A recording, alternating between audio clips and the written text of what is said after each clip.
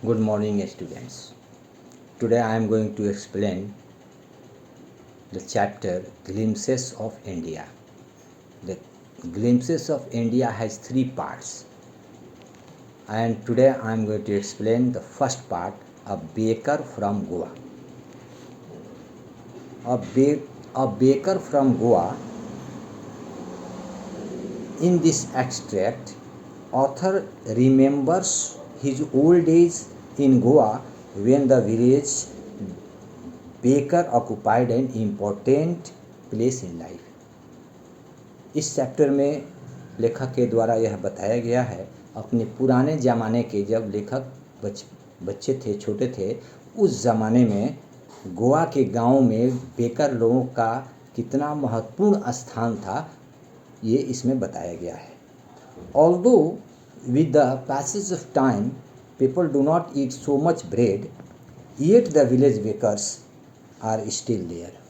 आज भले ही अधिक अब ब्रेड की डिमांड अब अधिक नहीं हो जितने कि पहले हुआ करते थे, फिर भी बेकर्स लोगों का स्थान गोवा के गांव में आज भी बहुत महत्वपूर्ण है. They left Goa. The Portuguese were famous for preparing the loaves of bread. उस समय गोवा में पुर्तगालियों का जब शासन था तो ब्रेड बेक करने का बहुत बड़ा प्रचलन था और वे ब्रेड के बहुत शौकीन थे. But the traditional work of the bakers can still be seen in Goa. पुर्तगाली भले ही चले गए हों, लेकिन गोवा के गांव में आज भी बेकिंग का काम, ब्रेड बेकिंग का काम होता चला आ रहा है. The furnace in which the bread was baked still exist there. और जिस फर्नेस में, जिस भट्टी में ब्रेड पकाए जाते थे, वो आज भी हर गांव में, गोवा के लगभग प्रत्येक गांव में देखने को मिल जाते हैं. The sound of traditional bakers bamboo can still be heard. और आज भी बेकर लोगों के बम्बू की आवाज़ सुनी जा सकती है. Sometimes in bakers family still carries on the business and the tradition. और आज भी बेकर के परिवार में कोई ना कोई व्यक्ति इस काम से जुड़ा हुआ है, ट्रेडिशनल वर्क में लगा हुआ है, बेकिंग का काम करते आ रहा है. These bakers are known as pader in Goa even today. और इन बेकर लोगों को गोवा में पाडेर कहा जाता है.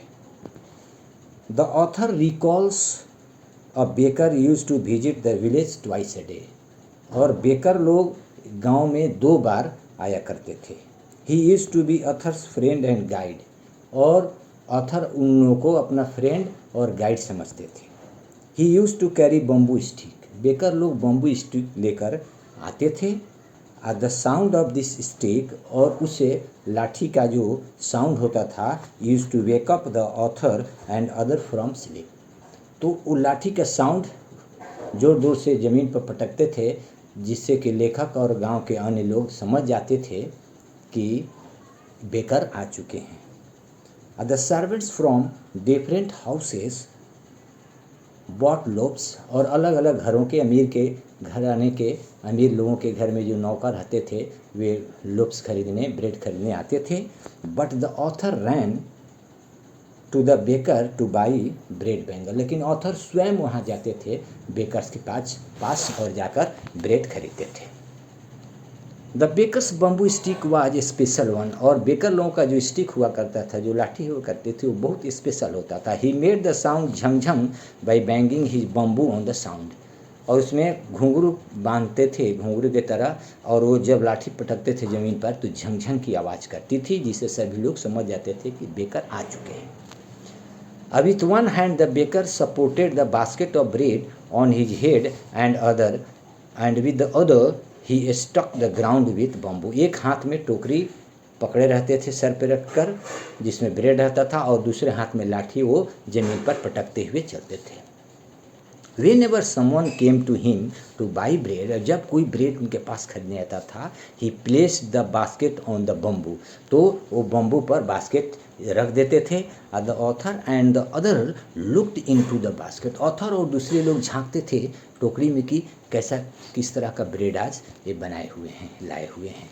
इन those times it was fashion to eat bread with hot tea, और उन दिनों गर्म चाय के साथ ब्रेड खाने का एक बहुत बड़ा प्रचलन था, फैशन था। The author was so fond of bread that he would not even brush his teeth before eating it, और कभी कभी तो बिना ब्रश किए ही ऑथर ब्रेड खा लिया करते थे, इतने शौकीन थे ब्रेड के।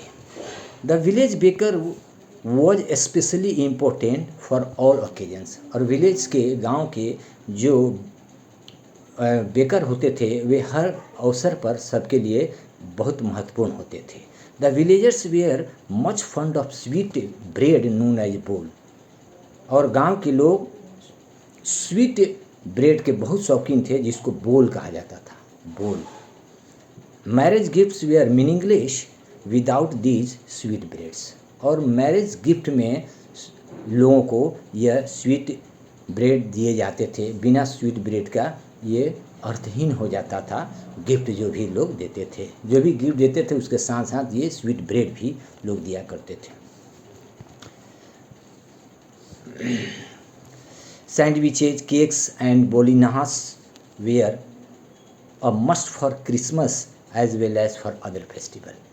क्रिसमस के त्यौहार हो या कोई दूसरा फेस्टिवल, सैंडविच, केक्स और बोलिनास मुख्य रूप से लोगों का एक प्रमुख डिश होता था, लोगों को ये दिए जाते थे खाने को। These were made with bread, और सारे चीज़ ब्रेड से ही बनते थे, चाहे सैंडविच हो, केक हो, बोलिनास हो।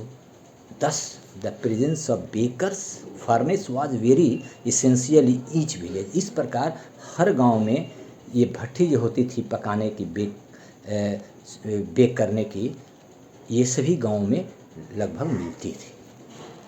On all occasions the villagers needed one or another type of cake which could be baked in the furnace, और हर अवसर पर गांव के लोग किसी न किसी प्रकार के केक अवश्य यूज़ करते थे और बनाए जाते थे और लोग उसका उपयोग करते थे। द बेकर और द ब्रेड सेलर वोर a special peculiar dress, baker लोग होते थे, ब्रेड सेलर जो होते थे एक खास प्रकार के, एक विशेष प्रकार के कपड़े पहना करते थे। It was known as the kabai, जिसको कबाई कहा जाता था। It was a single piece long frock, एक लंबे फ्रॉक की तरह, एक ऊपर से लेकर नीचे तक, घुटने के नीचे तक, is reach down to his knee, घुटने के नीचे तक पहना करते थे। और आज भी हम लोग सेफ लोग जो होटल वगैरह में हम लोग देखते हैं कपड़ा, उसी तरह का कपड़ा पहनने का ट्रेडिशन था। ड्यूरिंग नरेटर्स चाइल्डहुड, नरेटर के बचपन काल में, bakers wore trouser which were shorter than full length and longer than half pant, और उन दिनों बेकर लोग होते थे जो पैंट पहनते थे वे फुल पैंट से छोटे और हाफ पैंट से बड़े, यानी घुटने के नीचे तक, जो आज भी हम लोग कैबरी शायद उसको कहा जाता है, पहनते हैं, वो उन दिनों का प्रचलन है जो आज हम लोग इसको न्यू फैशन मानते हैं। Even today if someone wears half pant he is use to be dress like a baker, और आज भी कोई पहनता है उस तरह का पैंट तो उसको लोग बेकर वहाँ कहते हैं। The baker usually collected his bills at the end of the month, और बेकर लोग रोज़ दिया करते थे ब्रेड और केक्स वगैरह लोगों को, और उसको महीने के अंत में हिसाब करते थे। In the household the bakers monthly accounts use to be recorded on some wall in pencil, और क्या करते थे, हिसाब कॉपी में रजिस्टर में नहीं लिखते थे, लोगों के घरों में वो पेंसिल से लिख दिया करते थे कि आज हम इतना ये ब्रेड दिए, केक दिए, सैंडविच दिए, वो लिख दिया करते थे, और महीने के अंत में उसको वो काउंट करके हिसाब करके लोगों को बताते थे कि पर इस मंथ में आपको इतना पैसा भी आपको देना है। Baking was a profitable business in those days, और उन दिनों बेकिंग जो था एक बहुत ही फायदेमंद बिजनेस था, लाभदायक बिजनेस था। The bakers use to be well off, और उनका जीवन बड़ा आनंद सुखी था। देयर फैमिलीज नेवर स्टार्व, उनके परिवार के लोग कभी भूखे नहीं रहते थे। Their plump body showed that they were like jackfruit, और उनका शरीर खा पी कर वे गठेले हो गए थे, मोटे ताजे होते थे। इससे पता चलता है कि वो जैक फ्रूट के तरह लगते थे। इससे पता चलता था कि इनका बिजनेस अच्छा फल फूल रहा है, अच्छा प्रॉफिट हो रहा है, इसलिए इनका शरीर इस तरह का तंदुरुस्त है। Thank you.